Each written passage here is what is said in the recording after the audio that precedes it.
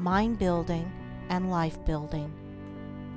Everything, both in nature and the works of man, is produced by a process of building. The rock is built up of atoms. The planet, the animal, and men are built up of cells. A house is built of bricks, and a book is built of letters. A world is composed of a large number of forms, and a city of a large number of houses. The arts, sciences, and institutions of a nation are built up by the efforts of individuals. The history of a nation is the building of its deeds. The process of building necessitates the alternate process of breaking down. Old forms that have served their purpose are broken up, and the material of which they are composed enters into new combinations. There is reciprocal integration and disintegration. In all compounded bodies, old cells are ceaselessly being broken up, and new cells are formed to take their place. The works of man also require to be continually renewed until they have become old and useless, when they are torn down, in order that some better purpose may be served. These two processes of breaking down and building up in nature are called death and life. In the artificial works of man, they are called destruction and restoration. This dual process, which obtains universally in things visible, also obtains universally in things invisible. As a body is built of cells and a house of bricks, so a man's mind is built of thoughts. The various characters of men are none other than compounds of thoughts of varying combinations. Herein we see the deep truth of the saying, "As a man thinketh in his heart, so is he." Individual characteristics are fixed processes of thought. That is, they are fixed in the sense that they have become such an integral part of the character that they can only be altered or removed by a protracted effort of the will and by much self-discipline. Character is built in the same way as a tree or a house is built, namely, by the ceaseless addition of new material, and that material is thought. By the aid of millions of bricks a city is built. By the aid of millions of thoughts, a mind, a character, is built. Every man is a mind builder, whether he recognizes it or not. Every man must perforce think, and every thought is another brick laid down in the edifice of mind. Such bricklaying is done loosely and carelessly by the vast number of people, the result being unstable and tottering characters that are ready to go down under the first little gust of trouble or temptation. Some also put into the building of their minds large numbers of impure thoughts. These are so many rotten bricks that crumble away as fast as they are put in, leaving always an unfinished and unsightly building, and one which can afford no comfort and no shelter for its possessor. Debilitating thoughts about one's health, enervating thoughts concerning unlawful pleasures, weakening thoughts of failure, and sickly thoughts of self-pity and self-praise are useless bricks with which no substantial mind temple can be raised. Pure thoughts, wisely chosen and well placed, are so many durable bricks which will never crumble away, and from which a finished and beautiful building, and one which affords comfort and shelter for its possessor, can be rapidly erected. Bracing thoughts of strength, of confidence, of duty, inspiring thoughts of a large, free, unfettered, and unselfish life, are useful bricks with which a substantial mind temple can be raised, and the building of such a temple necessitates that old and useless habits of thought be broken down and destroyed. Build thee more stately mansions, O my soul, as the swift seasons roll.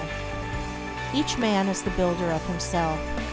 If he is the occupant of a jerry-built hovel of a mind that lets in the rains of many troubles, and through which blow the keen winds of oft reoccurring disappointments, let him get to work to build a more noble mansion, which will afford him better protection against those mental elements.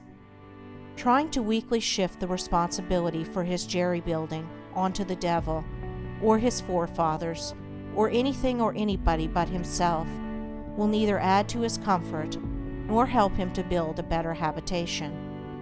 When he wakes up to a sense of his responsibility and the approximate estimate of his power, then he will commence to build like a true workman, and will produce a symmetrical and finished character that will endure and be cherished by posterity, and which, while affording a never-failing protection for himself, will continue to give shelter to many a struggling one when he has passed away.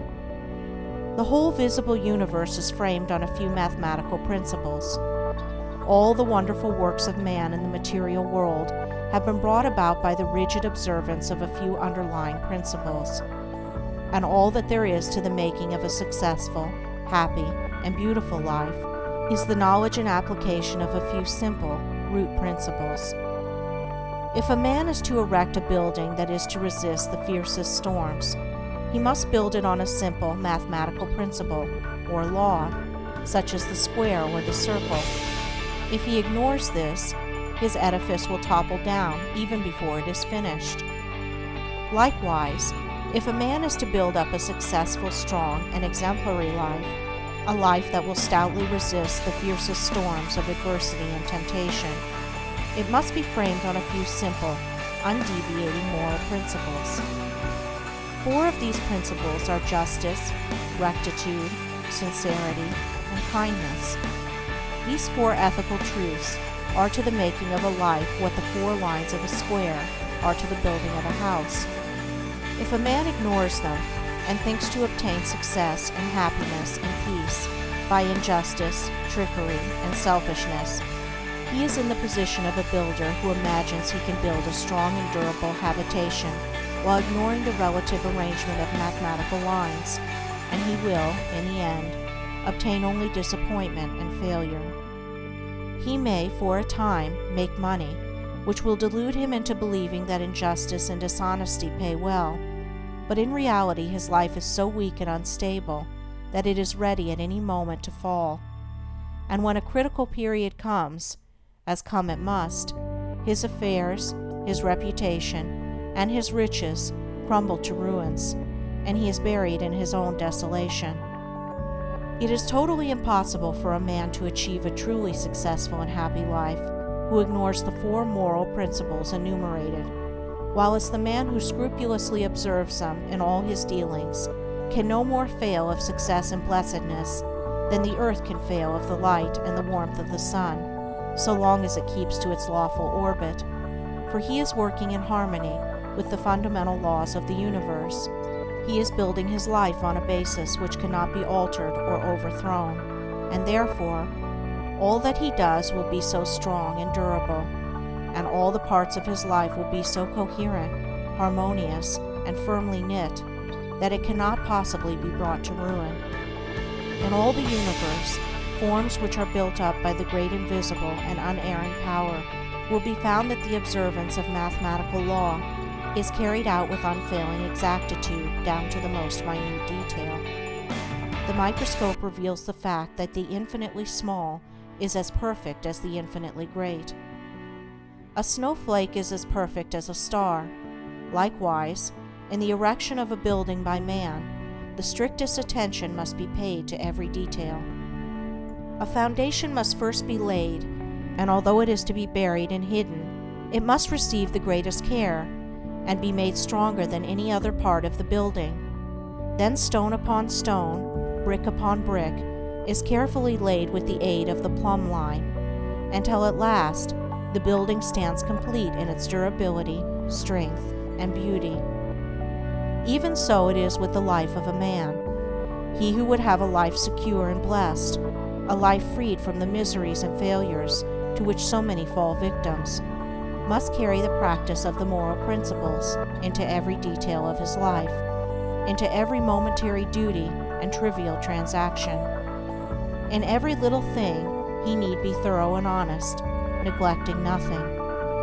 To neglect or misapply any little detail, be he commercial man, agriculturist, professional man, or artisan, is the same as neglecting a stone or a brick in a building, and it will be a source of weakness and trouble. The majority of those who fail and come to grief do so through neglecting the apparently insignificant details. It is a common error to suppose that little things can be passed by, and that the greater things are more important and should receive all attention. But a cursory glance at the universe, as well as a little serious reflection on life, will teach the lesson that nothing great can exist which is not made up of small details, and in the composition of which every detail is perfect. He who adopts the four ethical principles as the law and base of his life, who raises the edifice of character upon them, who in his thoughts and words and actions does not wander from them, whose every duty and every passing transaction is performed in strict accordance with their exactions, such a man, laying down the hidden foundation of integrity of heart securely and strongly, cannot fail to raise up a structure which shall bring him honor, and he is building a temple in which he can repose in peace and blessedness, even the strong and beautiful temple of his life.